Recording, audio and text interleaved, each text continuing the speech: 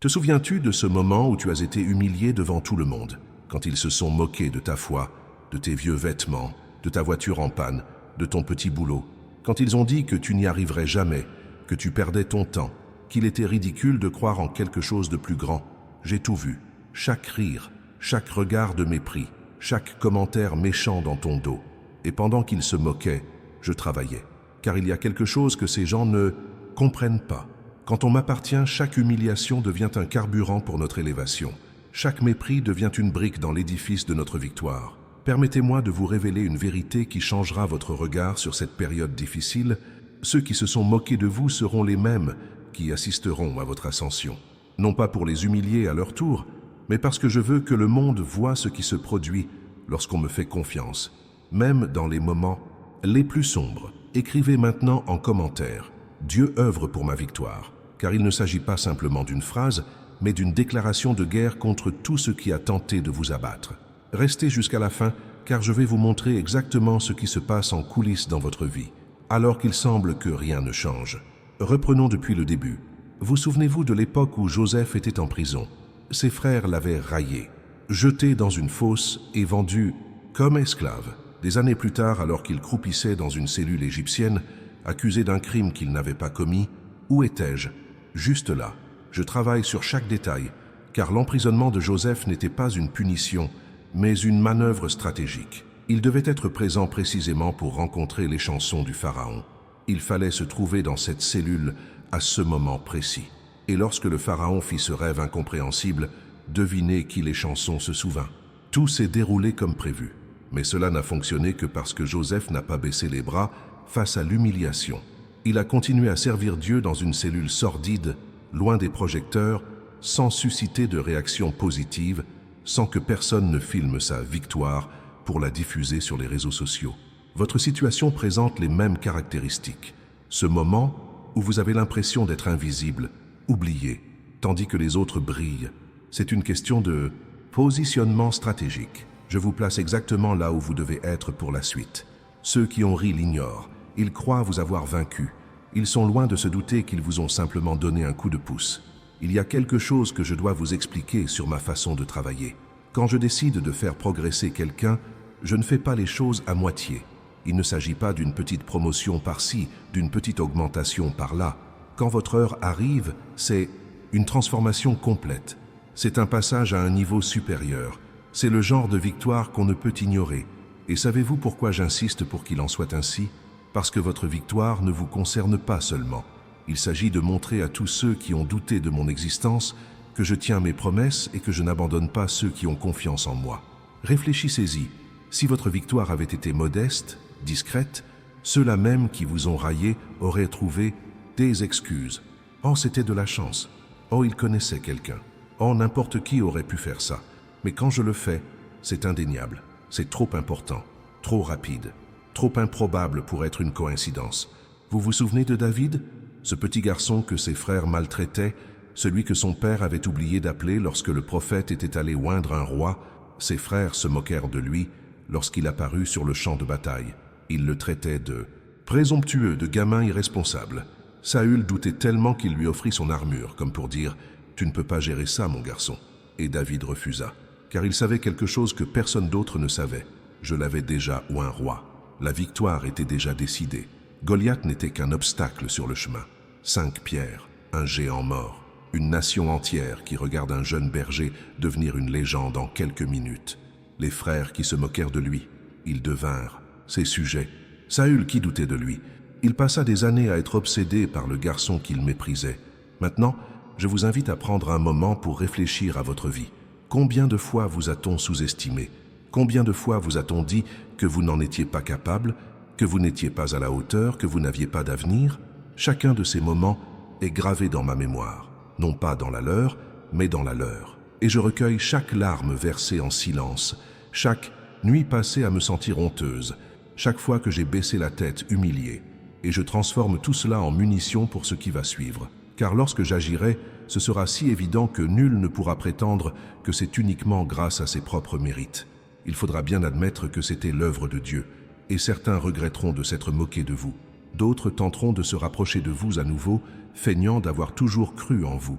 Laissez-moi vous dire ce qu'il faut faire avec ces personnes. Pardonnez, mais n'oubliez pas.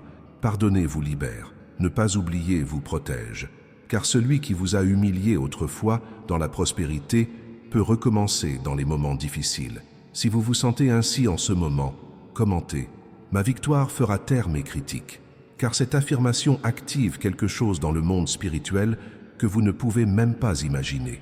Il y a un détail important dans tout cela que la plupart des gens ignorent. Les moqueries dont vous avez été victime étaient nécessaires. Non pas que je souhaitais vous faire souffrir, mais parce que vous aviez besoin d'apaiser votre douleur émotionnelle. Si je t'avais propulsé directement au sommet, sans te faire passer par l'humiliation, le succès t'aurait détruit. Tu n'aurais pas su gérer la pression. Tu n'aurais pas su comment gérer l'envie.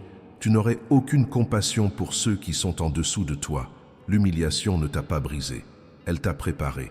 Joseph devait être esclave avant de devenir gouverneur, afin de se souvenir de bien traiter les esclaves une fois au pouvoir. David devait être méprisé par ses frères avant de devenir roi, afin de pouvoir constituer une armée de parias et les transformer en guerriers d'élite. Et toi, tu devais traverser tout ça pour ne pas oublier d'où tu viens quand tu arriveras là où je t'emmène. Car je vais vous confier un secret. Votre victoire sera si éclatante qu'elle attirera l'attention, l'argent, les opportunités et des gens qui voudront être près de vous. Et si vous n'avez jamais connu l'épreuve de l'humiliation, vous penserez mériter tout cela parce que vous êtes exceptionnel. Vous deviendrez arrogant, vous m'oublierez. L'humiliation était un vaccin contre l'arrogance. Parlons maintenant du calendrier. Vous voulez savoir quand cela va se produire, n'est-ce pas? Quand ces gens verront-ils votre victoire? Quand allez-vous vous sortir de cette situation difficile? Je ne vais pas vous donner de date, mais je peux vous assurer, c'est plus proche que vous ne le pensez. Sais-tu pourquoi je ne donne pas de date? Parce que si je te dis qu'il reste 2 ans, tu te relâcheras pendant les 23 prochains mois. Tu baisseras ta garde, ta foi s'affaiblira. Mais si vous ne savez pas quand cela arrivera, restez vigilants. Restez prêts, gardez votre foi ardente. Et c'est précisément ainsi que je veux vous trouver lorsque la bénédiction se présentera. Prêt. En réalité, j'ai déjà commencé à travailler. Vous ne le voyez pas encore car je travaille d'abord en coulisses. Je m'occupe des personnes, je modifie les circonstances, je ferme les portes qui vous freinent et j'ouvre des voies dont vous ignoriez même l'existence. Quand la victoire se manifestera enfin, elle vous semblera soudaine. Mais ce ne fut pas le cas. Il m'a fallu des mois, voire des années, pour orchestrer chaque détail afin que tout explose d'un coup dans votre vie. C'est comme un barrage. L'eau s'accumule sans cesse derrière le mur. On dirait que rien ne se passe, jusqu'à ce que le mur cède et que l'eau se déverse d'un coup avec une force dévastatrice. Votre victoire s'accumule désormais derrière le barrage, et lorsqu'il cédera, rien ne pourra l'arrêter. Certaines personnes m'écoutent en ce moment même et pensent « Mais j'ai attendu si longtemps, Dieu m'aurait-il oublié ?» Permettez-moi de répondre parfaitement « Je n'oublie personne, je ne perds jamais de vue aucun de mes enfants. Croyez-vous que le Dieu qui compte les cheveux de votre tête puisse oublier la promesse qu'il vous a faite? Ce que vous appelez retard, je l'appelle préparation. Ce que vous appelez silence, je l'appelle travail en coulisses. Ce que vous appelez abandon, je l'appelle entraînement intensif. Chaque grand général a été un jour simple soldat. Chaque grand médecin a été un jour un étudiant timide et hésitant. Chaque grand homme d'affaires a fait faillite à plusieurs reprises. Et chaque grand vainqueur en moi a été humilié auparavant. La différence entre ceux qui restent humiliés et ceux qui se relèvent est simple. Ceux qui ont confiance en moi persévèrent, même lorsqu'ils ne voient pas le chemin. Ceux qui n'ont pas confiance abandonnent à mi-chemin et ne découvrent jamais qu'ils n'étaient qu'à 5 pas de la victoire. Tu es allé trop loin pour abandonner maintenant. Tu as trop pleuré, tu as trop prié, tu as trop enduré. La ligne d'arrivée est juste là. Et quand vous l'aurez franchie, vous vous retournerez et comprendrez pourquoi chaque obstacle était nécessaire. Si vous n'allez pas abandonner, écrivez « Je fais confiance au timing de Dieu » et vous pouvez être sûr que cette phrase résonnera dans le ciel. Je voudrais maintenant parler des personnes qui se sont moquées, car il en existe 2 types. Le premier type regroupe ceux qui se sont moqués de vous par pure méchanceté, par pure envie. Ils souhaitaient votre échec et espéraient votre chute. Ces personnes ne changeront pas. Face à votre victoire, ils ressentiront de la colère, non de la joie. Ils trouveront des excuses, ils nieront votre succès. Ils vous critiqueront à nouveau, mais sous un autre angle. Laissez ces gens derrière vous. Pardonnez-leur, mais ne cherchez pas à les reconquérir. Car ceux qui vous haïssent dans la vallée vous haïront aussi au sommet, avec encore plus d'envie. Le second type regroupe ceux qui se sont moqués de vous par ignorance. Ils ne vous connaissaient pas bien. Ils vous ont jugé sur les apparences, sur un coup, de tête d'après les rumeurs. Ces personnes, lorsqu'elles verront votre victoire, seront surprises. Certaines présenteront leurs excuses, d'autres garderont une honte silencieuse. Avec ces atouts, vous pouvez rétablir les liens si vous le souhaitez. Mais faites-le une fois la victoire assurée, pas avant. Car si vous tentez de prouver quelque chose prématurément, vous paraîtrez désespéré. Et les désespérés ne convainquent personne. Laissons la victoire parler d'elle-même, car il n'y a pas de meilleur argument que les résultats. Joseph n'eut pas besoin d'envoyer de lettres à ses frères pour leur dire « Regardez, je règne sur l'Égypte ». Ce furent eux qui durent venir réclamer à manger.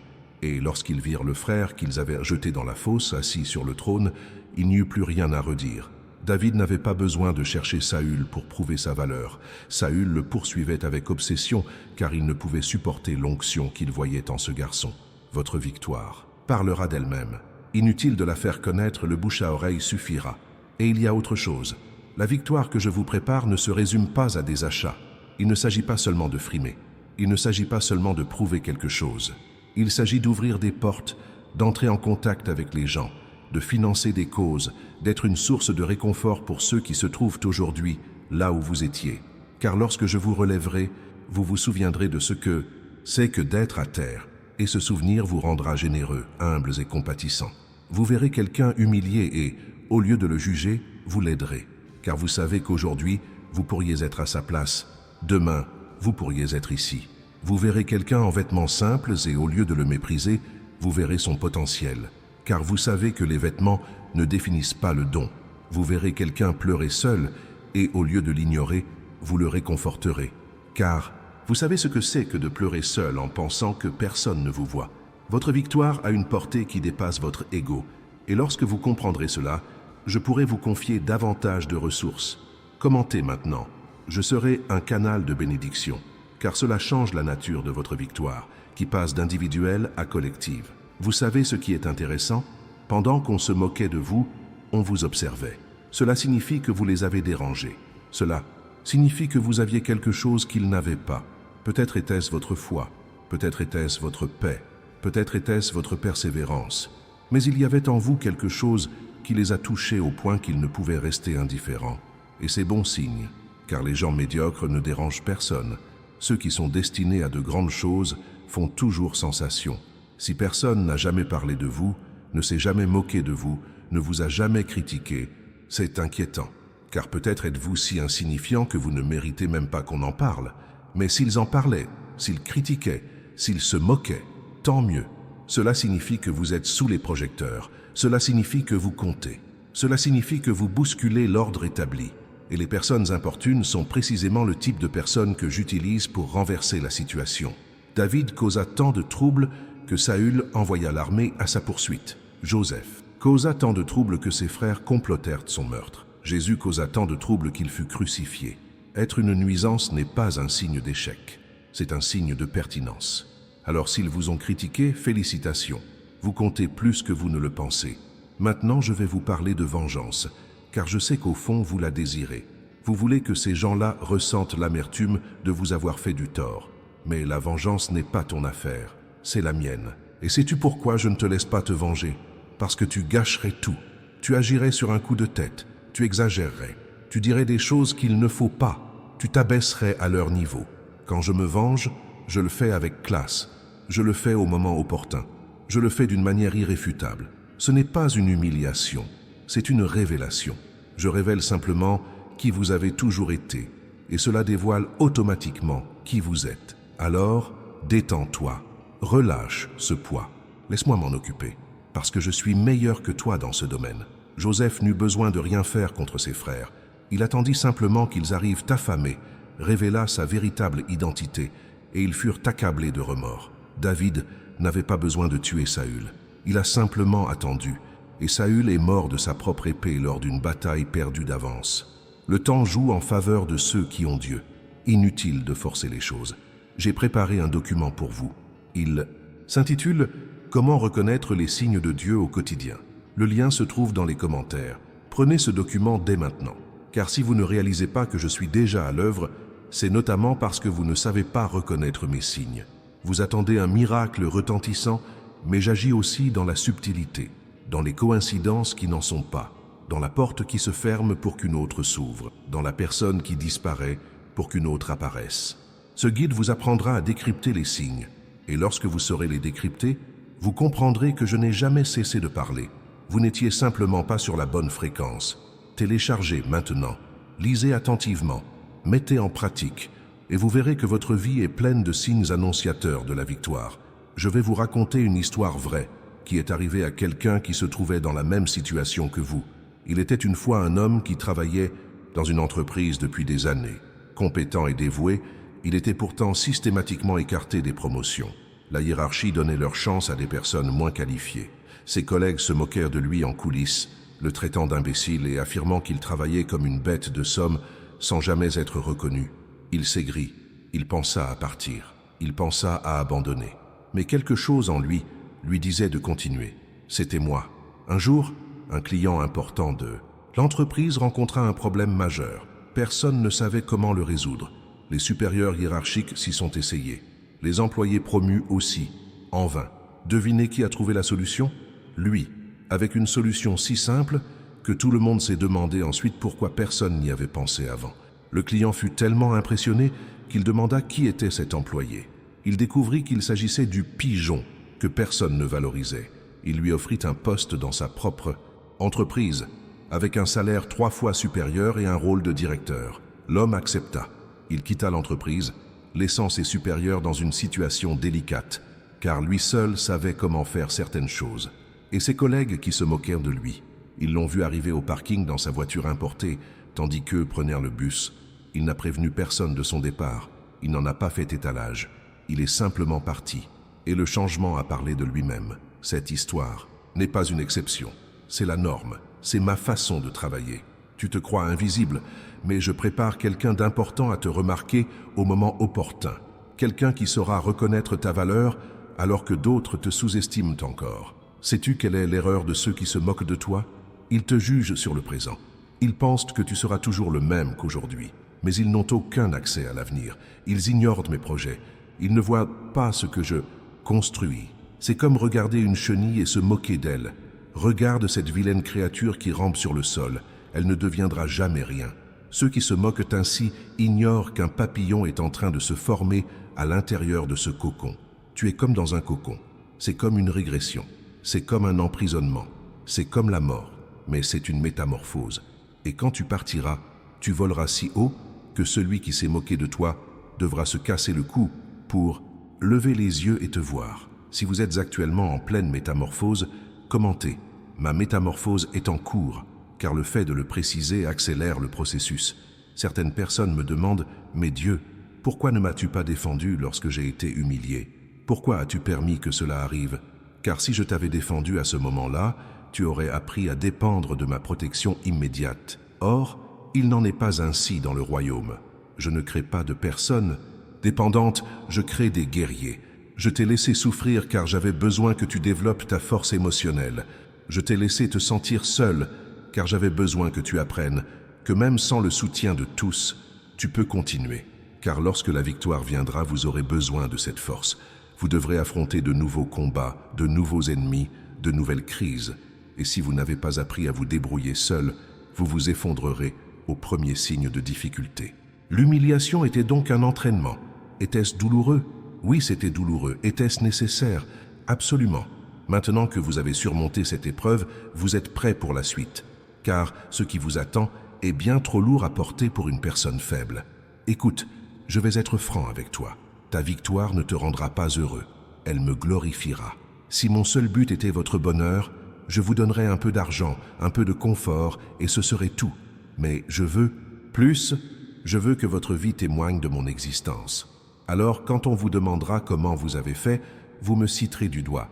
Quand on vous interrogera sur le secret de votre réussite, vous parlerez de la prière. Quand on vous demandera comment vous avez survécu, vous raconterez les nuits où vous avez pleuré avec moi. Ta victoire rapprochera les gens de moi, et cela vaut plus que toutes les richesses. C'est pourquoi je ne promeux pas n'importe qui. Je promeux ceux qui sauront rendre hommage à qui de droit, ceux qui n'oublieront jamais leurs origines, ceux qui utiliseront leurs dons pour bénir autrui. Et tu es ce genre de personne. C'est pourquoi, même après ce que tu as vécu, tu ne m'as pas maudit, tu ne m'as pas abandonné. Tu as continué à prier même sans réponse visible. Cela m'a prouvé que je peux te faire confiance. Il y a un détail important concernant l'ascension. Il ne s'agit jamais simplement de monter. Il s'agit toujours d'escaliers avec des pauses. On monte un étage, on se repose. On en monte un autre, on se repose. Pourquoi est-ce que je procède ainsi? Parce que si tout était révélé d'un coup, vous ne pourriez pas le supporter. Votre esprit ne pourrait pas assimiler l'information. Votre cœur ne s'adapterait pas. Vous deviendriez arrogant. Je vais donc vous préparer par étapes. Et entre chaque victoire vient une période de consolidation. On dirait que c'est terminé, mais ça ne l'est pas. C'est en train de se stabiliser. C'est comme construire un immeuble. On ne peut pas construire les 30 étages d'un coup. On construit un étage, on attend que la structure se stabilise. On en construit un autre, on attend qu'il se stabilise. Si on essaie d'aller trop vite, l'immeuble finira par se fissurer. Votre vie est pareille. Chaque victoire a besoin de temps pour se consolider avant la suivante. Alors si vous avez l'impression que la situation est au point mort, rassurez-vous, elle n'est pas au point mort. Elle se stabilise. Et la prochaine phase arrive bientôt. Maintenant, faites attention à ceci. Ceux qui se sont moqués de vous voudront revenir. Ils voudront redevenir vos amis. Ils diront qu'ils ont toujours cru en vous. Ils tenteront de profiter de votre victoire. Que fais-tu? Pardonne, mais ne sois pas naïf. Ouvre la porte, mais ne donne pas la clé. Parle, mais ne fais pas une confiance aveugle. Car le motif léopard ne change pas ses tâches. Une fois léopard, il a tendance à redevenir faux. Je ne dis pas qu'il faut garder rancune. Je dis qu'il faut faire preuve de sagesse. Il y a une différence entre pardonner et se mettre à nouveau en danger. Joseph pardonna à ses frères, mais il les mit à l'épreuve avant de leur révéler sa véritable identité. Il les plaça dans une situation où ils pouvaient refaire le même mauvais choix. Lorsqu'ils prouvèrent avoir changé, alors il leur ouvrit son cœur. Faites ceci, pardonnez toujours, faites confiance progressivement. Sais-tu ce qui me touche le plus dans ton histoire? Ce n'est pas la victoire à venir. C'est la foi que tu as gardée alors que tout semblait perdu. On croit quand on voit. Vous avez cru sans voir. On loue quand on reçoit. Vous avez loué dans le besoin. On prie quand tout va bien. Vous avez prié dans le désespoir. Cela a une valeur éternelle, car cette foi-là ne s'achète pas. Elle ne s'apprend pas. Elle ne s'imite pas. Elle naît seulement dans l'épreuve. Et c'est précisément ce que je devais voir en toi pour pouvoir te faire confiance pour ce qui va arriver. Car je ne recherche pas des personnes talentueuses capables de réaliser l'impossible, je recherche des personnes loyales. Et vous avez prouvé votre loyauté là où personne d'autre ne l'a vu. C'est précisément pourquoi je vais te récompenser dans un endroit visible de tous. Si vous avez été fidèle en secret, commentez. Dieu a vu ma fidélité, car cette déclaration ouvre les coffres célestes. Je vais vous révéler quelque chose que peu de gens savent. Chaque larme que vous avez versée a été recueillie. Chaque prière que vous avez prononcée a été enregistrée. Chaque nuit blanche a été comptabilisée. Rien n'a été perdu, rien n'a été vain. Et maintenant, le moment est venu de régler la facture, avec intérêt, avec ajustement, avec bonus. Tu as semé dans les larmes, tu récolteras dans la joie. Tu as semé dans l'humiliation, tu récolteras dans l'exaltation. Tu as semé dans la pénurie, tu récolteras dans l'abondance. Et la récolte sera si abondante que vous vous retournerez sur votre parcours et comprendrez. Chaque seconde en valait la peine. Ceux qui se sont moqués deviendront spectateurs. Ceux qui ont humilié deviendront témoins. Ceux qui ont douté deviendront les trophées de ma fidélité. Car lorsque j'élève quelqu'un, je le fais d'une manière que personne ne peut contester être une œuvre divine. Alors détendez-vous. Votre heure approche. Les signes sont déjà là. Il vous suffit d'apprendre à les déchiffrer. C'est pourquoi je vous recommande de consulter le texte épinglé « Comment reconnaître les signes de Dieu au quotidien ?» Il vous ouvrira les yeux sur ce qui se passe déjà. Et pendant que vous attendez, continuez à faire votre part. Continuez à prier. Continuez à travailler. Continuez à croire. Car la foi sans les œuvres est morte. Mais les œuvres sans la foi ne sont que des efforts vains. Il faut les deux. Alors lève-toi, secoue la poussière, essuie tes larmes, relève la tête. Ton histoire ne s'est pas arrêtée le jour de ton humiliation. Ce jour n'était que le prologue. Le véritable récit commence maintenant. Et la fin, oh la fin sera glorieuse, tellement magnifique que vous en serez vous-même surpris. Vous vous regarderez dans le miroir et vous vous demanderez comment suis-je arrivé là? Et je répondrai, parce que je n'ai jamais lâché ta main, même quand tu pensais être seul. Alors respirez profondément. La tempête se calme, le soleil se lève, et avec lui, la victoire. Si vous êtes d'accord, cliquez sur « J'aime dès maintenant ». Ce n'est pas de la superstition, c'est un alignement spirituel. Lorsque vous affirmez votre foi par des actes, cela active des forces insoupçonnées. Abonnez-vous à la chaîne. Je vais vous dévoiler régulièrement des aperçus des coulisses de ma vie. Chaque vidéo est une pièce du puzzle.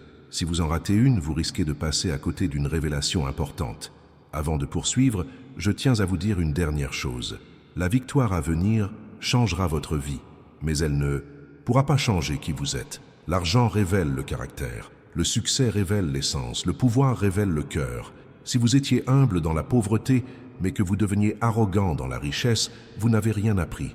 Si vous étiez généreux dans la pénurie, mais que vous deveniez avare dans l'abondance, vous avez perdu votre raison d'être. La victoire est une épreuve. Elle était plus grande que l'humiliation, parce qu'il est facile d'être humble quand on n'a pas le choix. Le plus difficile, c'est de rester humble quand on peut être arrogant et que personne ne peut nous en empêcher. Il est facile d'être généreux quand on n'a rien à donner. La difficulté réside dans l'être quand on possède beaucoup et qu'on pourrait tout garder pour soi. Alors, quand viendra la victoire, souviens-toi d'où tu viens. Souviens-toi des nuits de larmes. Souviens-toi de l'époque où tu n'avais rien. Souviens-toi de l'époque où tu dépendais de moi, même pour ton pain quotidien. Car, si vous oubliez, je devrais vous le rappeler. Et croyez-moi, vous ne voulez pas qu'on vous le rappelle comme je le fais à ceux qui m'oublient. Sais-tu ce qui se passera le jour où ta victoire se manifestera? Tu te réveilleras comme d'habitude. Tu te brosseras les dents, tu prendras un café, tu te plaindras peut-être des embouteillages. Puis le téléphone sonne, ou un message arrive, ou quelqu'un frappe à la porte. Et ce que vous attendiez depuis des années arrive tout simplement. Il n'y aura pas de feu, d'artifice dans le ciel. Il n'y aura pas de trompette. Ce sera simple, direct, authentique. Vous serez sous le choc pendant environ 5 minutes. Vous aurez l'impression de rêver. Vous relirez le message 3 fois. Vous demanderez des explications pour être sûr d'avoir bien compris. Et quand enfin vous comprendrez, vous pleurerez. Mais pas de tristesse, de soulagement, de gratitude, d'extase spirituelle. Car enfin, après si longtemps, ce qui semblait impossible est devenu réalité. Et à cet instant, tu te souviendras de toutes les fois où tu as voulu abandonner, de toutes les fois où tu as cru que je t'avais oublié, de toutes les fois où tu as douté, et vous vous rendrez compte que vous n'étiez jamais seul, que j'étais toujours là, en coulisses, orchestrant chaque détail. Passons maintenant à quelque chose de pratique. Que faire en attendant? Premièrement, organisez vos finances, même si vous êtes fauché, notez vos dettes, élaborez un plan, car lorsque la chance vous sourit, il faut savoir la gérer, sinon elle s'évaporera. Deuxièmement, prenez soin de votre santé, tant physique que mentale. Mangez mieux, dormez bien et faites de l'exercice. Un corps fatigué ne peut pas encaisser une grande victoire. Vous aurez besoin d'énergie. Troisièmement, étudiez, lisez, apprenez, développez vos compétences. Car les opportunités se présentent, mais seuls ceux qui sont préparés peuvent les saisir. Quatrièmement, réparez vos relations. Faites la paix avec ceux qui en ont besoin. Éloignez-vous de ceux dont il faut vous séparer. Purifiez votre entourage. Car lorsque vous vous élèverez, vous entraînerez des gens avec vous. Et vous devez emmener les bonnes personnes. Cinquièmement, fortifiez votre foi. Priez davantage. Lisez davantage la parole. Jeûnez. Rassemblez-vous. Car une victoire sans fondement spirituel est comme un château de sable. Au premier coup de vent, il s'écroulera. Tu fais ça, je fais le reste. Marché conclu? Et puis, parlons de ceux qui se sont moqués. De toi. Il y en a un que tu dois tout particulièrement pardonner. Toi-même, parce que tu te mettais probablement trop de pression. Tu te blâmais pour des choses qui n'étaient pas de ta faute. Tu t'en voulais devant le miroir. Tu doutais de ta propre valeur. Pardonne-toi aussi, car tu as fait de ton mieux avec les moyens du bord. Vous n'avez pas échoué. Vous avez appris. Vous n'avez pas perdu de temps. Vous vous prépariez. Alors, arrêtez de vous punir. Arrêtez de ressasser mentalement ces moments humiliants. Arrêtez de vous demander « Et si j'avais agi différemment ?» Il n'y a pas de vessie. Il n'y a que ce qui est. Et ce qui est, c'est que tu es là, toujours debout, toujours en train de croire, toujours en avant. C'est déjà une victoire, plus grande que vous ne le pensez. Sais-tu quand surviendra le moment le plus gratifiant? Ce ne sera pas lors de l'achat d'une nouvelle maison, ni lors d'un voyage, ni même lors de l'acquisition d'une nouvelle voiture. Cela se produira Lorsque vous croiserez dans la rue quelqu'un qui vous a humilié et que cette personne baissera les yeux, honteuse, sans que vous ayez rien dit, sans que vous ayez rien fait, votre victoire suffira à la gêner. Et vous, au lieu d'en rajouter, vous vous contenterez de sourire. Un simple bonjour suffit. Et puis passez à autre chose, car la vengeance ne consiste pas à s'abaisser. Il s'agit de s'élever si haut que l'autre personne se sente automatiquement insignifiante. Ce jour viendra, et il en vaudra la peine, toutes les larmes que vous verserez. Il y a quelque chose que je dois vous faire comprendre concernant le but. Votre victoire n'est pas un accident, c'est un plan. Je t'ai choisi pour cette histoire en particulier parce que je savais que tu en serais capable. Je savais qu'à la fin tu me glorifierais et que tu ne serais pas rempli d'orgueil. C'est pourquoi tout le monde ne vit pas ce que tu as vécu. Je ne jette au feu que l'or qui mérite d'être raffiné. Je laisse le fer rouiller. Mais l'or, je purifie l'or, car l'or a une valeur éternelle. Tu es en or. C'est pourquoi tu as traversé l'épreuve du feu. Mais maintenant, le feu est éteint. Tu sors de la fournaise resplendissant. Et tous ceux qui vous verront diront « Waouh, quelle personne précieuse !» Et vous saurez que ce n'est pas grâce à vos propres mérites, mais grâce à la grâce divine. Commentez maintenant « Je suis de l'or raffiné », car cette déclaration scelle votre identité spirituelle. Je vais vous dire ce qui va se passer dans quelques années. Vous serez à une fête, un dîner ou un autre événement. Il y aura des gens importants, des gens que vous admiriez de loin. Et l'une de ces personnes viendra vous aborder. Elle engagera la conversation. Elle vous fera des compliments. Elle vous dira qu'elle a entendu parler de vous et qu'elle est impressionnée par votre histoire. À cet instant précis, un souvenir va refaire surface. Celui de ce jour où tu as été humilié. Celui de ce moment où tu t'es senti insignifiant. Et tu souriras, car tu te rendras compte à quel point les choses ont changé. Comment je t'ai amené de là à ici. Et vous rendrez grâce en silence. Vous lèverez les yeux, même mentalement, et direz « Merci Dieu, tu as tenu ta promesse. Ce moment vous est réservé. Il est déjà noté dans mon tableau. Il ne reste plus qu'à attendre le jour J. Concernant le partage du message de cette vidéo, faites-le. Envoyez-la à cet ami qui subit lui aussi une humiliation. À cette personne qui est au bord du désespoir. À tous ceux qui ont besoin d'entendre qu'il y a encore de l'espoir. Car ce message ne s'adresse pas seulement à vous. Il s'adresse à tous ceux qui sont coincés dans la vallée et qui pensent qu'il n'y a pas d'issue. Lorsque vous partagez, vous semez une graine de foi chez autrui. Et cette graine vous revient au centuple. C'est comme une compagnie de téléphonie mobile qui offre des bonus lorsqu'on parraine un ami. Mais dans le domaine spirituel, vous parrainez quelqu'un et je vous offre des bénédictions supplémentaires. Alors partagez-le. Faites passer le mot. Assurez-vous que ce message parvienne à ceux qui en ont besoin. Certaines personnes ont besoin d'entendre ce message maintenant. Et vous pourriez être l'instrument par lequel ce message atteindra la bonne personne. Une chose dont vous vous rendrez compte lorsque la victoire viendra, elle ne sera pas comme vous l'aviez imaginé, elle sera meilleure. Parce que vous l'avez imaginée avec les limites de votre esprit humain. Mais je pense sans limite. Tu rêvais d'un bon travail. J'ai mis de côté ma propre entreprise. Tu rêvais d'une voiture populaire. J'ai mis de côté une voiture importée. Tu rêvais de rembourser tes dettes. J'ai constitué des économies à investir. C'est toujours comme ça. Je vous surprends agréablement. Si c'était fait comme vous l'aviez demandé, vous seriez satisfait. Mais la façon dont je l'ai préparé vous émerveille. La différence entre la satisfaction et l'émerveillement réside dans le fait que la satisfaction devient une habitude, tandis que l'émerveillement engendre une gratitude éternelle. Vous pouvez donc commencer à vous préparer, car lorsqu'elle arrivera, vous direz « J'ai demandé du pain, et Dieu m'a donné une boulangerie ». Permettez-moi de vous montrer une erreur fréquente. Certaines personnes, une fois la victoire acquise, développent le syndrome de l'imposteur. Elles commencent à penser qu'elles ne le méritent pas, que ce n'était que de la chance, et qu'elles vont tout perdre à tout moment. Ne fais pas ça. Accepte la victoire naturellement, parce que tu la mérites. Non pas parce que tu es parfait, mais parce que tu es resté fidèle. Le mérite ne consiste pas à être irréprochable. Il s'agit de ne pas abandonner face aux difficultés. Tu mérites cette victoire autant que n'importe qui naît avec une cuillère en argent dans la bouche. La différence, c'est que tu l'as gagnée à la sueur de ton front. Et ça vaut bien plus. Alors quand vous arriverez, n'ayez pas honte. Ne vous excusez auprès de personne. Ne minimisez pas votre réussite. Accueillez-le la tête haute, avec gratitude, mais aussi avec dignité. Parce que tu t'es battu pour cela. Tu as pleuré pour cela. Tu as prié pour cela. Cela te revient de droit. Il y a quelque chose dans le timing divin qu'il faut comprendre. Je ne suis jamais en retard, mais je ne suis jamais en avance non plus. J'arrive toujours au bon moment, c'est-à-dire souvent le dernier moment possible. Savez-vous pourquoi? Parce que c'est dans l'ultime épreuve que la foi est mise à rude épreuve. C'est lorsque cela devient impossible pour les humains et que seul Dieu peut y parvenir. Si j'étais apparu au début, vous auriez cru avoir réussi par vous-même. Si j'étais apparu au milieu, vous auriez pensé que c'était une coïncidence. Mais quand j'arrive à la dernière minute, impossible de truquer les choses.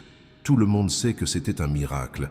Alors, si vous avez l'impression qu'il est trop tard, détendez-vous. Vous êtes encore dans les temps. Je sais ce que je fais. Jamais dans toute l'histoire je n'ai déçu quiconque avait confiance en moi. Et je ne vais pas commencer par toi. À présent, un détail important se dégage. La victoire a un poids positif certes, mais qui s'accompagne de responsabilité. Plus grande est la bénédiction, plus grande est la responsabilité de bien la gérer. Plus grande est la visibilité, plus grande est la responsabilité de donner l'exemple. Vous ne pourrez plus vivre comme avant, car vous serez observé. Des gens voudront vous imiter, des gens s'inspireront de vous. Et si vous faites une erreur, vous entraînerez les autres dans votre chute. C'est pourquoi je ne confie les grandes victoires qu'à ceux qui ont mûri à travers la souffrance. Car la souffrance enseigne la responsabilité d'une manière que la prospérité facile ne saurait jamais faire. Vous êtes prêts.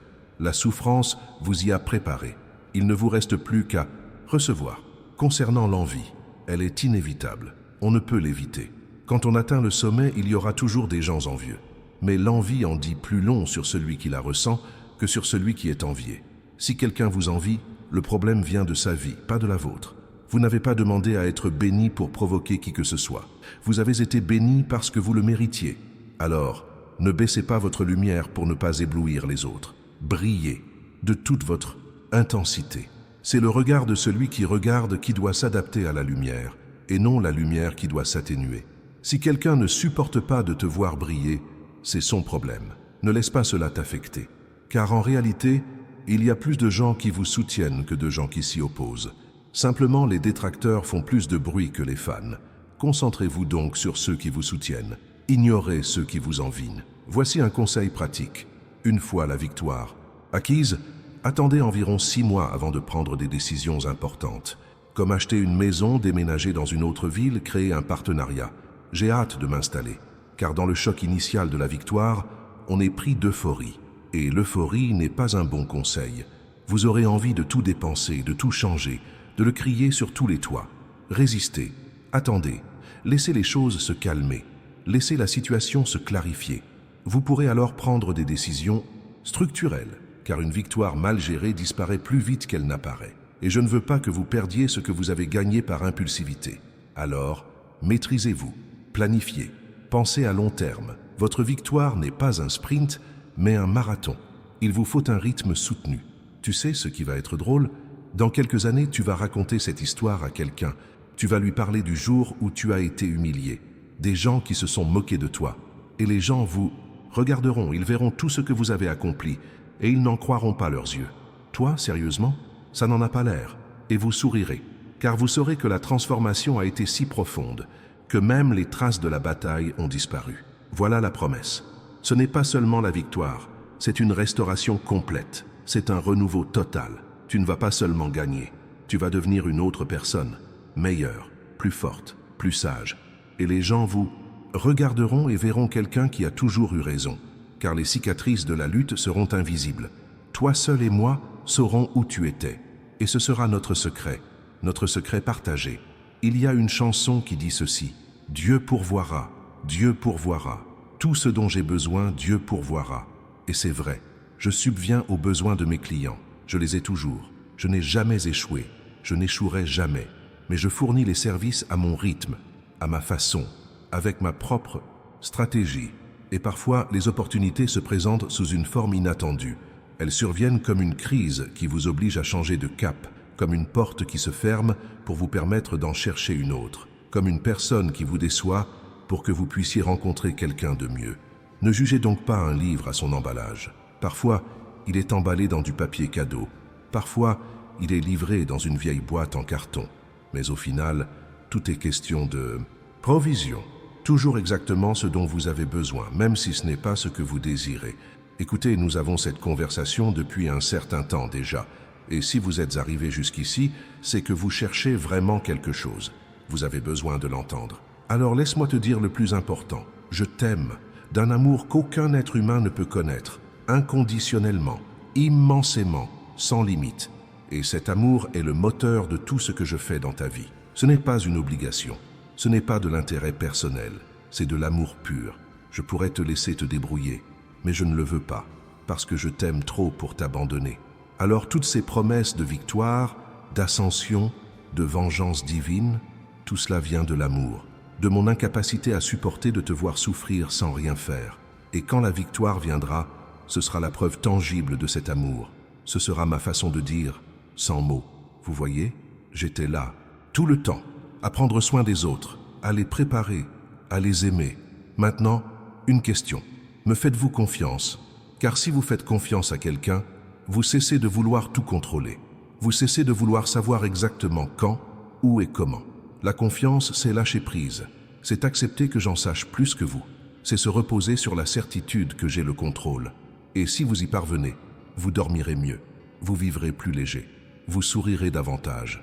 Car l'anxiété naît de la tentative de contrôler l'incontrôlable. Et la paix naît de la confiance en celui qui contrôle tout. Alors croyez-moi vraiment, pas seulement en parole. Croyez-moi du fond du cœur. Je n'ai jamais donné à personne de raison de se méfier de moi. Je n'ai jamais manqué à ma parole. Je n'ai jamais abandonné personne. Votre vie ne fera pas exception. Si vous avez vraiment confiance, commentez « J'ai confiance en toi, Seigneur ». Et vous verrez comment cette simple affirmation change déjà l'atmosphère spirituelle qui vous entoure. Certaines personnes m'écoutent et pensent « Mais j'ai déjà entendu ça. On m'a promis la victoire. Où est-elle? Attendez une minute. Qui a fait cette promesse? Un pasteur rusé? Un faux prophète? Un coach en prospérité? Oubliez ce qu'ils ont dit. Je parle maintenant, directement, sans intermédiaire. Et quand je promets quelque chose, je le tiens. Vous pouvez le noter. Vous pouvez vous y fier. Je paierai. La différence, c'est que je ne travaille pas avec des échéances humaines. Je travaille avec un calendrier perpétuel. Et dans ce calendrier, rien ne se perd. Rien n'est véritablement retardé. Donc, s'ils ont fait une promesse et ne l'ont pas tenue, le problème vient de celui qui l'a faite, pas de moi. Mais maintenant que je vous le promets personnellement, vous pouvez me croire, cela se produira. Aussi sûrement que le soleil se lève demain. Retournez dans les commentaires épinglés et retrouvez ce passage. Comment reconnaître les signes de Dieu au quotidien? Car c'est une chose de vous promettre quelque chose. C'en est une autre de constater que je le tiens déjà. Et je le suis déjà. Vous ne le voyez tout simplement pas parce que vous ne savez pas où regarder. Ce contenu est instructif. Il révèle les schémas. Il ouvre vos yeux spirituels. Et quand vous commencerez à voir, vous serez étonné de constater combien de signes étaient là depuis le début et que vous ne les aviez pas. Remarquez, téléchargez, lisez, appliquez. Puis revenez ici et partagez votre avis sur ce que vous avez compris, car vous allez apprendre beaucoup de choses. Sais-tu ce qu'il y a de mieux dans ta victoire? Ce n'est pas l'argent, ce n'est pas la reconnaissance. Ce ne sont même pas les visages de ceux qui se sont moqués de toi. C'est la paix de savoir que Dieu est réel, que la prière est efficace, que la foi n'est pas une illusion. Parce que certaines personnes meurent sans savoir si Dieu existe vraiment ou si ce n'est qu'une simple suggestion. Mais vous le saurez absolument, car il y aura une preuve empirique, physique et matérielle de mon existence. Et cette certitude vous accompagnera toute votre vie. Elle vous soutiendra face aux crises futures. Elle vous fortifiera face aux défis à venir. Car vous pourrez vous retourner et dire « J'ai vu Dieu agir une fois. Je sais qu'il agira encore. » Et ça n'a pas de prix. C'est incomparable. Alors, respirez profondément.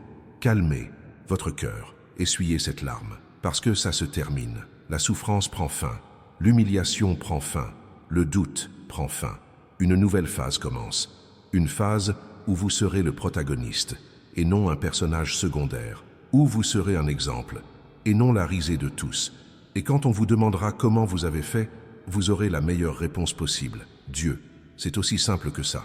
Sans détour. Pas de développement personnel. Pas de technique compliquée. Dieu seul. À l'œuvre. Agissant, transformant l'impossible en réalité. Et ce sera magnifique. Ce sera parfait. Ce sera exactement comme je l'avais prévu. Alors préparez-vous.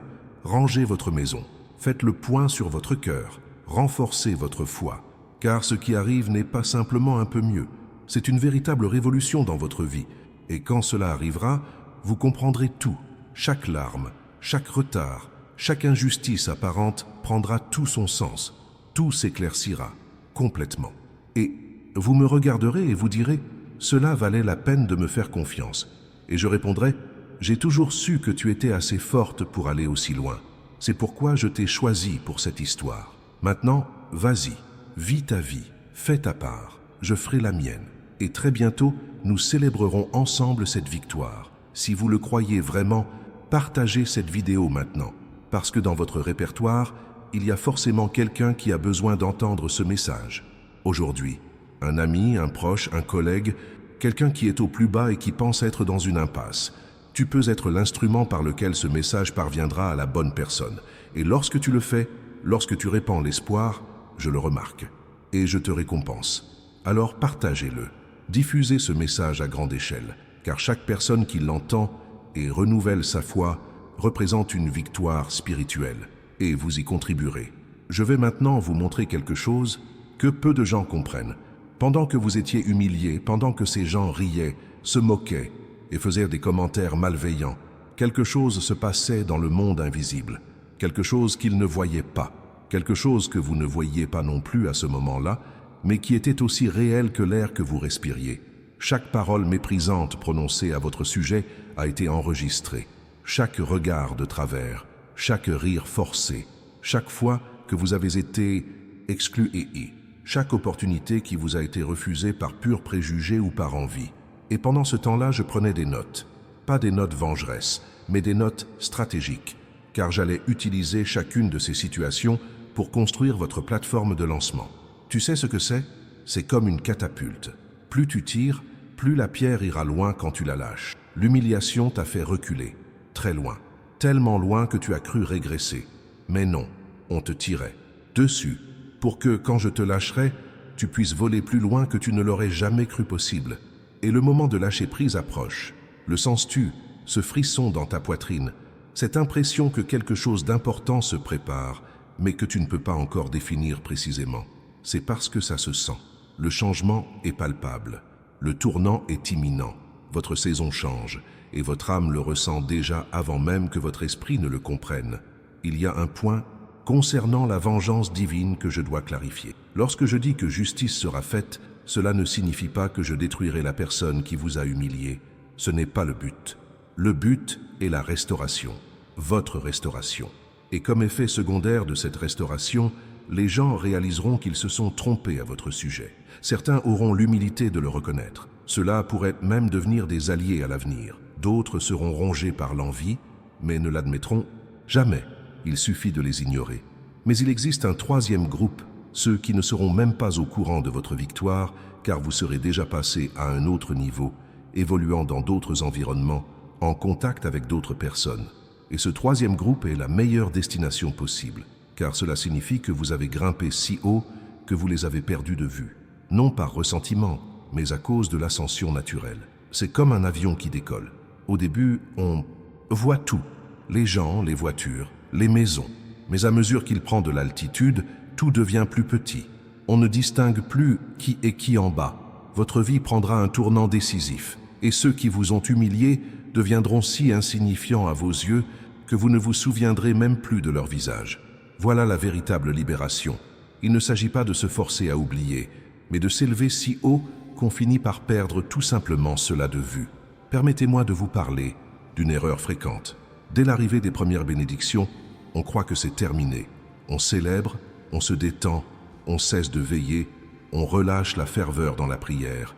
Alors, la bénédiction vous échappe comme du sable entre les doigts. Car une bénédiction non conservée est une bénédiction perdue. La première victoire n'est pas la ligne d'arrivée, mais la ligne de départ. C'est le début d'une série de victoires. Mais celle-ci ne se poursuit que si vous conservez la même attitude qui vous a permis d'arriver jusque-là. Avez-vous prié? Continuez à prier. Avez-vous jeûné? Continuez à jeûner. Avez-vous éprouvé de la gratitude? Continuez à être reconnaissant, car ce qui vous a élevé doit être préservé pour vous permettre de vous maintenir à ce nouveau niveau. Beaucoup de gens connaissent une ascension fulgurante, suivie d'une chute brutale, car leur comportement change une fois au sommet. Ils deviennent arrogants. Ils m'oublient. Ils pensent que leur succès est dû à leur seul mérite. Ne commettez pas cette erreur. Lorsque la première victoire surviendra, célébrez-la, certes, mais dès le lendemain, reprenez ce que vous avez toujours fait. Cherchez ma face, parce que j'en ai plus, bien plus. La première victoire n'est qu'un amuse-bouche. Le festin viendra ensuite. Mais le festin complet n'est servi qu'à ceux qui ne s'enivrent pas de l'amuse-bouche. Il y a quelque chose concernant les personnes qui vous ont humilié que vous devez comprendre. La plupart d'entre elles projetaient sur vous leur propre frustration. Cette personne qui s'est moquée de ta vieille voiture, elle est croulant sous les dettes et peine à rembourser un prêt. Celle qui a ri de tes vêtements simples, elle est criblée de dettes de cartes de crédit à force d'afficher ce qu'elle ne peut pas se permettre. Celle qui t'a dit que tu n'y arriverais pas, elle a abandonné ses propres rêves il y a des années et ne supporte pas de voir quelqu'un persévérer. L'humiliation est souvent une forme d'envie déguisée. C'est l'autre personne qui se sent menacée par votre potentiel, même lorsque vous êtes encore au plus bas, car les médiocres reconnaissent la grandeur, mais au lieu d'être inspirés, ils attaquent, ils tentent de rabaisser, ils essaient de l'étouffer dans l'œuf. Mais vous ne pouvez pas, car quand je sème quelque chose en quelqu'un, personne ne peut l'arracher. Vous pouvez le piétiner, vous pouvez l'empoisonner, vous pouvez même le recouvrir de pierre. La graine que j'ai semée trouve toujours le moyen de germer, et tu en es la preuve. Ils t'ont piétiné, ils ont essayé de te briser moralement. Mais regarde-toi, tu crois encore, tu cherches encore, tu espères encore. Rien que ça, c'est un miracle, car statistiquement, vous auriez dû abandonner. La pression était trop forte, la douleur trop intense, le découragement trop puissant. Mais tu n'as pas abandonné. Sais-tu pourquoi? Parce que je ne t'ai pas laissé faire. Je t'ai tenu la main quand tu allais la lâcher. Je t'ai insufflé de la force quand tu étais sur le point de t'évanouir. J'ai allumé la lumière quand tu allais te perdre dans l'obscurité. Tu n'es pas arrivé jusqu'ici seul, tu n'as jamais été seul.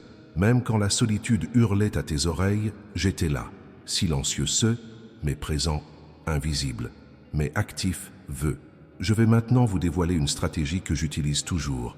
Lorsque je décide de faire une faveur à quelqu'un, je n'en parle pas avant. J'agis en silence, en coulisses, à l'abri des regards. Je modifie les rôles. Je place quelqu'un ici, j'en retire quelqu'un là. Je ferme une porte, j'en ouvre une autre. J'annule un projet, j'en approuve un autre. Je reporte une chose, j'en accélère une autre. Tout est calculé avec minutie. Tout est synchronisé. Chaque pièce se déplace sur l'échiquier de sorte qu'au moment opportun, tout s'emboîte parfaitement. Et quand enfin tout s'emboîte parfaitement, cela semble être une coïncidence. Cela semble être de la chance. Cela semble être le fruit du hasard. Mais non, c'est une architecture divine. C'est une ingénierie céleste. C'est moi qui ai œuvré pendant que tu dormais, pendant que tu pleurais, pendant que tu doutais. C'est pourquoi, lorsque la victoire se manifeste, elle prend la forme d'une opportunité. Mais il ne s'agit pas d'une opportunité fortuite. C'est une opportunité orchestrée, préparée, personnalisée pour vous, parce que je ne propose pas de solution standardisée. Chaque bénédiction que je dispense est unique et personnalisée. Elle est conçue spécifiquement pour chaque personne, en tenant compte de son histoire, de son tempérament, de ses objectifs et de ses capacités. Ainsi, lorsque votre bénédiction arrivera, elle s'intégrera parfaitement à votre vie, comme un gant, comme une clé dans une serrure, comme une pièce de puzzle à sa place. Et il y a quelque chose concernant le temps que je dois mieux vous expliquer. Vous vivez dans le temps chronologique, horloge, calendrier, jour, mois, année. Je vis au Kairos, au moment opportun, le bon moment, l'instant précis. Ainsi, lorsque vous demandez « Dieu, bénissez-moi bientôt », vous raisonnez en termes de temps. Vous souhaitez que ce soit demain, la semaine prochaine, le mois prochain. Mais je raisonne en termes de Kairos, quand toutes les conditions sont réunies, quand on est prêt en interne, quand les bonnes personnes sont en place, quand l'environnement est favorable. Et ça, on ne peut pas le planifier, parce que ça dépend de multiples variables. Certaines dépendent même de choix que d'autres personnes n'ont pas encore faits. C'est pourquoi la réponse peut parfois prendre du temps. Non pas parce que je suis lent, mais parce que je suis précis. Et la précision exige du temps pour le réglage. Un tireur d'élite ne tire pas vite. Il tire avec précision. Il attend que le vent se calme. Il attend que la cible s'immobilise. Il attend que sa respiration se stabilise. Et seulement alors, il appuie sur la détente. Un seul coup, un seul tir. Mission accomplie. Voilà comment je fonctionne. J'attends que toutes les conditions soient réunies. Et quand je tire, je fais mouche. Préféreriez-vous que je tire vite et rate ma cible ou que j'attende et atteigne le but? Car si je répands ma bénédiction prématurément, elle ne durera pas. Ce sera une victoire éphémère. Elle sera de courte durée. Mais si j'attends le bon moment, la victoire sera durable. Elle reposera sur des bases solides, une structure solide et sera pérenne. Ce retard n'est donc pas dû à de la négligence, mais à une stratégie. C'est ma façon de vous garantir que lorsque vous le recevrez, vous pourrez le conserver. Il y a une question que beaucoup de gens se posent, mais qu'ils n'osent pas formuler à voix haute. Mon Dieu, pourquoi est-ce si long pour moi et un tel? Permettez-moi de répondre avec une franchise brutale, parce que votre objectif est différent. L'ampleur de la bénédiction est différente. Le temps de préparation nécessaire est différent. Un tel l'a reçu rapidement car sa préparation était plus courte. Sa bénédiction est moindre. Ou bien il possédait déjà un fondement issu d'une vie antérieure. Ou encore, son but exige moins. Votre cas est différent. Ce que je prépare pour vous est important. Cela exige une préparation approfondie, une grande maturité et un caractère éprouvé. C'est pourquoi le four était plus chaud. C'est pourquoi cela a pris plus de temps. C'est pourquoi la pression était plus intense. Parce que les petits projets nécessitent peu de préparation. Les grands projets, quant à eux, exigent beaucoup de préparation. Vous vous préparez à un projet exceptionnel. C'est pourquoi le processus a été long. Mais lorsqu'il se concrétisera, chaque jour d'attente en aura valu la peine. Et une autre chose, arrêtez de comparer votre histoire à celle des autres, car chacun a son propre parcours. Votre victoire sera unique, originale, personnalisée. Alors arrête de regarder sur les côtés, regarde devant toi. C'est là que tu vas. Je vais maintenant vous parler d'un phénomène qui se produit systématiquement. Lorsqu'un changement est sur le point de se produire, la situation s'aggrave avant de s'améliorer. L'obscurité précède l'aube. La douleur s'intensifie avant la guérison. L'orage se renforce avant de s'apaiser. Et ce n'est pas le signe que les choses ont mal tourné. C'est le signe que cela va arriver. C'est comme un accouchement. Les contractions deviennent plus fortes, plus fréquentes et plus douloureuses à mesure que le bébé est presque sorti. Si les contractions s'arrêtent, le médecin s'inquiète car cela signifie que le travail est terminé. Mais quand l'intensité monte, il exulte, car il sait qu'il y est presque. Alors si votre vie semble s'être dégradée ces derniers temps, soyez attentifs. Il pourrait s'agir de la dernière contraction, du dernier rempart avant l'avènement d'une nouvelle étape de votre vie. N'abandonnez pas maintenant. Ce serait comme abandonner l'accouchement lors de la dernière contraction. La tête du bébé est visible. Encore un effort et il est né. Votre victoire est en train d'être couronnée. Encore un peu de foi, encore un peu de résilience, encore un peu de prière. Et voilà, il naît, il vient au monde, il se manifeste.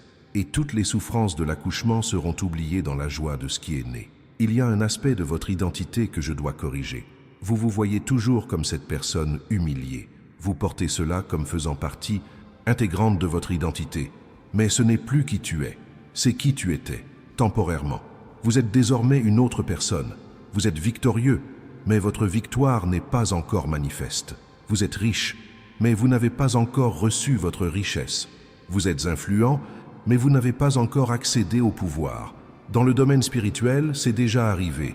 Il ne reste plus qu'à le manifester dans le domaine naturel. L'un des obstacles à la manifestation est votre obstination à vous percevoir comme vaincu, car l'image que vous avez de vous-même attire des réalités correspondantes. Si vous vous percevez comme une victime, vous attirerez des situations de victimisation. Si vous vous percevez comme victorieux, vous attirerez des situations de victoire. Changez alors votre image. Cessez de vous présenter comme la personne qui a souffert. Commencez à vous voir comme la personne qui a surmonté ses difficultés. La victoire existe d'abord dans l'esprit, puis dans la réalité. Si vous ne parvenez pas à vous visualiser en train de gagner, vous ne la manifesterez pas extérieurement. Fermez les yeux maintenant. Visualisez-vous en train de vivre la victoire, dans les moindres détails. Où vous êtes, ce que vous portez, ce que vous ressentez, qui est autour de vous. Visualisez avec une telle intensité que votre corps croit que cela se produit déjà. Car le corps ne fait pas la différence entre une imagination vive et la réalité. Il libère les mêmes substance chimique. Et lorsque vous entraînez votre corps à pressentir la victoire avant même qu'elle n'arrive, vous créez un champ magnétique qui attire sa manifestation. Permettez-moi de vous expliquer une dynamique spirituelle. Deux domaines fonctionnent simultanément, le visible et l'invisible, le naturel et le spirituel. Dans le domaine spirituel, les choses se produisent avant de se manifester dans le monde naturel, comme la grossesse. L'enfant est conçu dans le ventre invisible des Tepaixinsis, mois avant de naître dans le monde visible. Votre victoire a été conçue il y a longtemps dans le domaine spirituel. Elle est en gestation, elle grandit, elle se développe, elle se prépare à naître dans le monde naturel. Et il y a une période de gestation. On ne peut pas l'accélérer. On ne peut pas provoquer un accouchement prématuré sans conséquence. Un bébé prématuré est placé en couveuse, fragile, vulnérable, nécessite des soins intensifs. Une victoire trop rapide, c'est la même chose. Fragile, elle ne tient pas. Il faut un soutien artificiel. Mais une victoire née au bon moment est forte, saine, vigoureuse, prête à conquérir le monde. Attendez donc la fin de la gestation. N'essayez pas de provoquer l'accouchement. Laissez-moi en assurer le suivi. Lorsque vous serez enceinte de 9 mois, je déclencherai moi-même l'accouchement. Et puis, c'est né. La bonne taille, le bon poids, au bon moment. Un dernier point concernant ceux qui vous ont humilié. Certains auront le privilège d'assister à votre victoire et de reconsidérer leur jugement. Ce sont les plus chanceux, car ils apprendront une leçon précieuse. Ne jamais sous-estimer personne, ne jamais juger un livre à sa couverture, ne jamais douter du pouvoir de Dieu de transformer les situations. Mais d'autres n'auront pas ce privilège. Ils mourront sans savoir ce qu'ils ont manqué en vous méprisant. Ils mourront sans réaliser qu'ils auraient pu être les alliés de quelqu'un qui a atteint la grandeur.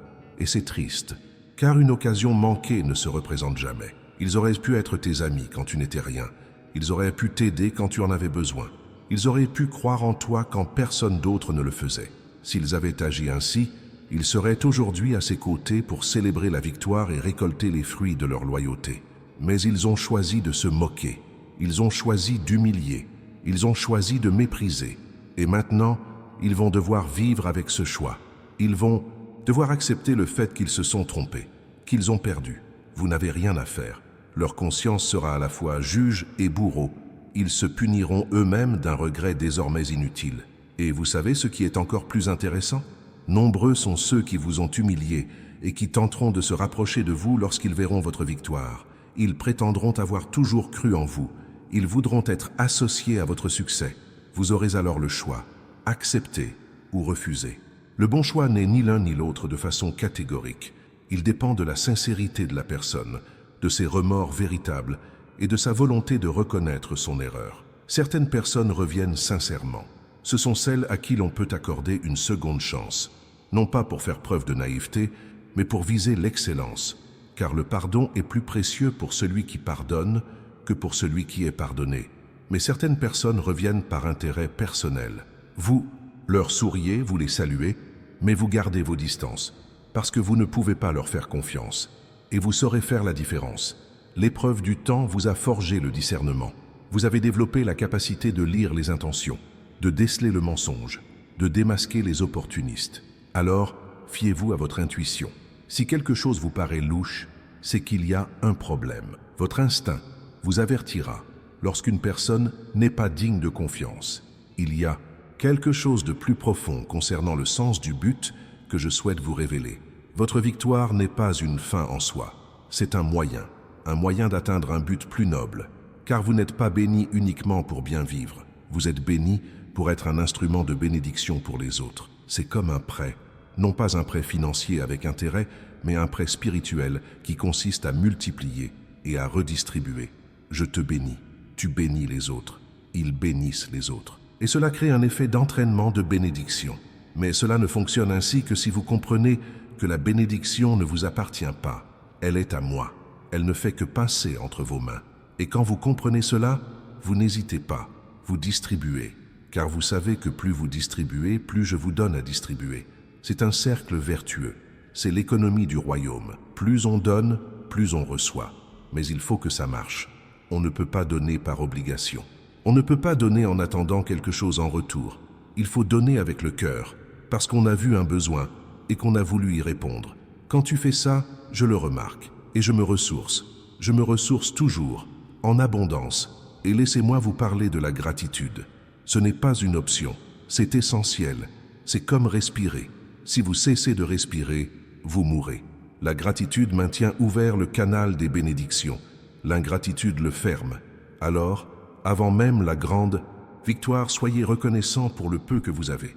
Soyez reconnaissant de la force qui vous reste. Soyez reconnaissant d'être en vie. Soyez reconnaissant de ne pas avoir abandonné. Car lorsque tu es reconnaissant pour les petites choses, j'ai une grande confiance en toi. Mais si tu te plains des petites choses, comment géreras-tu les grandes? La gratitude ne consiste pas à posséder beaucoup de choses. Il s'agit de reconnaître que tout ce que vous avez vient de moi et que vous auriez pu ne rien avoir. Alors regardez autour de vous. Qu'avez-vous? Un toit au-dessus de votre tête, de la nourriture, des vêtements, des soins de santé, une famille, des amis. Absolument rien de tout cela. Si vous en possédez au moins un, vous avez déjà des raisons d'être reconnaissant, car il y a des gens qui n'en ont aucun. En pratiquant la gratitude au quotidien, vous modifiez votre fréquence vibratoire. Vous vous éloignez de la fréquence du manque et entrez dans celle de l'abondance. L'abondance attire l'abondance. C'est une loi spirituelle. Ça marche toujours. Il y a une vérité difficile que je dois vous dire. Certaines des personnes qui vous ont humilié, vous ne les reverrez jamais. Non pas parce que vous les avez évitées, mais parce que vos chemins ne se croiseront plus jamais. Vous allez dans un sens, ils vont dans l'autre. Et il n'y a pas de réconciliation possible car il n'y a plus aucun contact. Et c'est une bonne chose, car cela signifie que vous avez évolué vers une dimension où ils n'ont pas accès. C'est comme un jeu vidéo. Vous avez progressé, eux ils sont restés au niveau précédent. Vous ne jouez plus au même niveau. Et il n'y a pas de retour en arrière, car une fois le niveau supérieur atteint, impossible de régresser sans tout perdre. Alors vous passez à autre chose. Et eux, ils restent, non par malice de votre part, mais comme une conséquence naturelle de l'évolution. Et un jour, dans des années, vous vous en souviendrez peut-être, mais ce sera un souvenir lointain, flou, comme un rêve dont vous ne vous souvenez plus très bien des détails, car la douleur surmontée perd de son intensité. Elle s'estompe, elle s'atténue progressivement jusqu'à disparaître, et vous en serez reconnaissant. Car cela signifie que la plaie est véritablement guérie. La cicatrice est refermée, c'est terminé. À présent, un point important concernant la concentration. Lorsque la victoire commencera à se manifester, vous serez confronté à deux tentations. La première, s'arrêter en cours de route, penser que tout va bien, se reposer sur ses lauriers. Deuxièmement, vouloir saisir toutes les opportunités qui se présentent. Dire oui à tout, il ne fait ni l'un ni l'autre.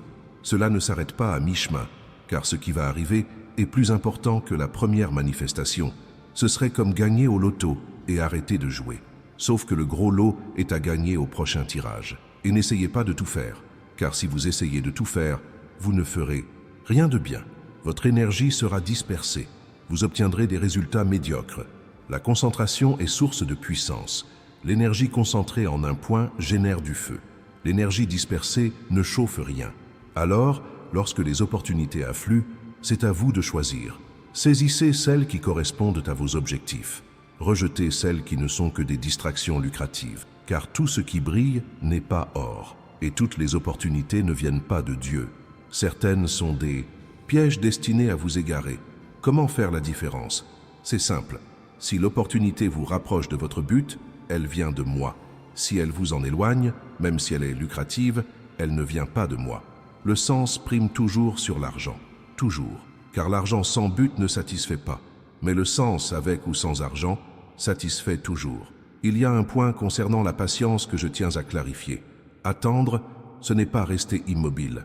Attendre, c'est continuer à faire ce qui doit être fait pendant que le temps passe. Comme un agriculteur, il plante et attend. Mais pendant ce temps, il prend soin de sa plante.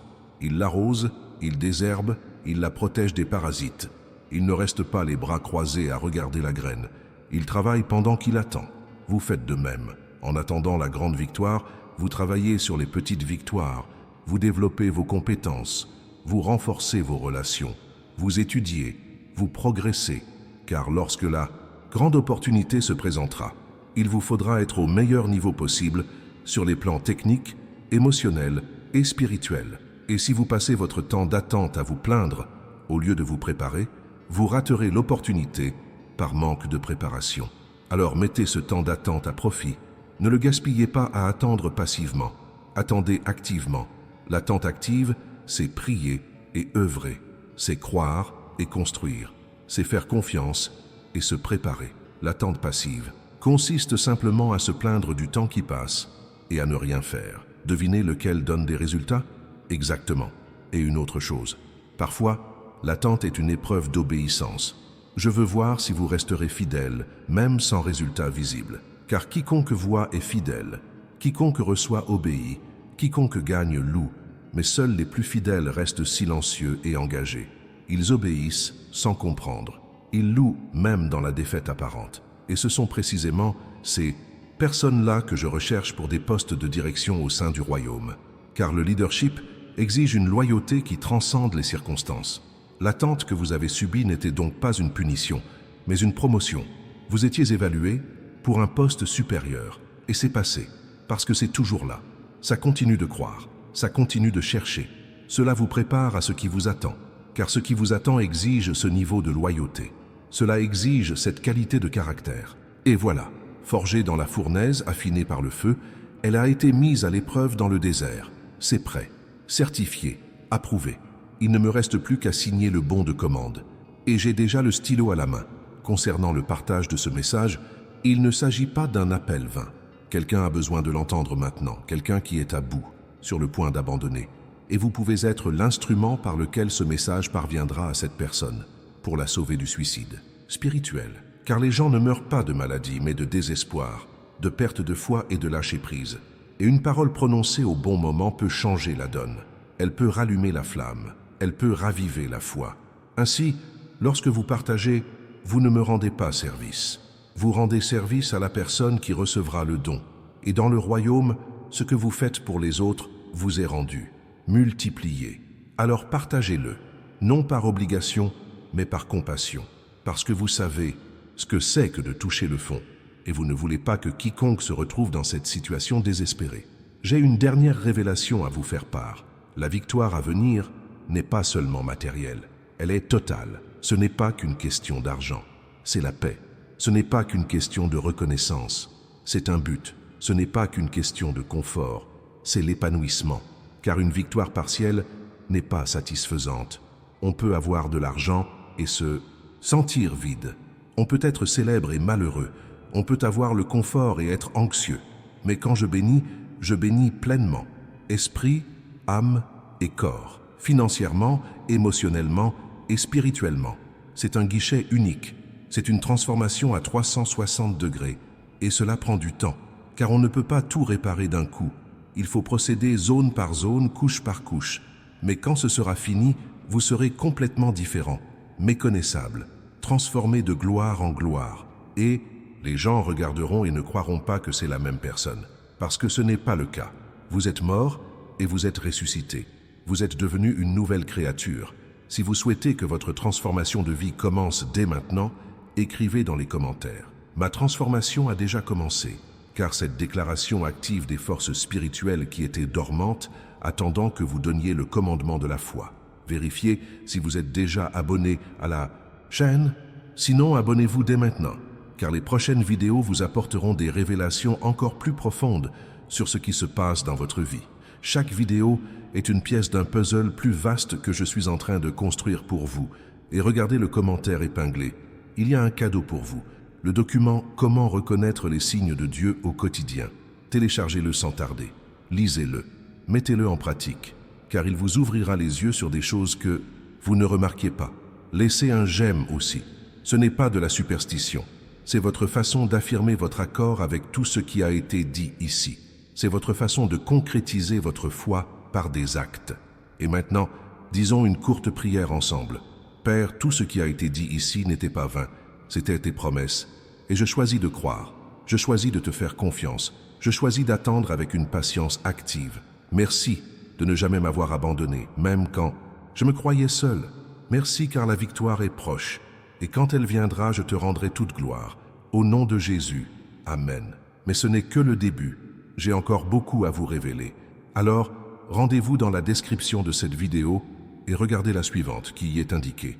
Car ce dont je vais parler dans celle-ci, cette vidéo complète ce que vous avez entendu ici et vous indique précisément la prochaine étape à suivre. N'attendez pas, regardez-la maintenant. C'est trop important. Pour remettre à plus tard,